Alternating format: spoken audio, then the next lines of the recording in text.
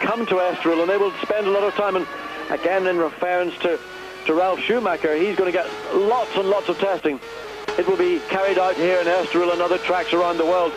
Part of the development for any young driver is the physical development, as well as the stamina and concentration. Actually, that's just the point I was going to refer to, John. Looking at Ralf when he came into the paddock earlier on today, notice maybe it's a result of his Formula 3000 in Japan, but one notice I've seen from the difference between the end of last year when he was doing Formula 3 and now in Formula 3000 is the sheer size of his neck. It's really, he's got almost a straight neck down to his shoulders now, and that's presumably because of the high G-forces in Japanese 3000, where I think they use a more grippy tyre. Well, there is tyre competition. A lot of the tyre companies in Japan are involved in the Nippon series, and of course they're allowed to use a variety of different tyres. And those cars are very, very quick cars, and especially in circuits like Suzuka, where you've got that series of long corners sweeping behind the pits.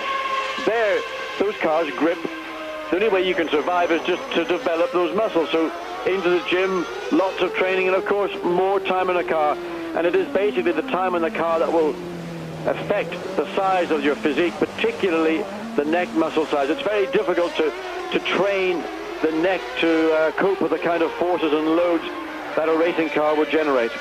So Ralf Schumacher will have experience of this circuit, as you mentioned. That's coming up in just a couple of weeks. He's got another race in the Formula Nippon series coming up at Suzuka next weekend, I believe, and then after that he will be testing here at Estoril for Jordan Peugeot. Their plan to get him out as often as possible in a similar way to Williams-Renault did with Jacques Villeneuve at the end of last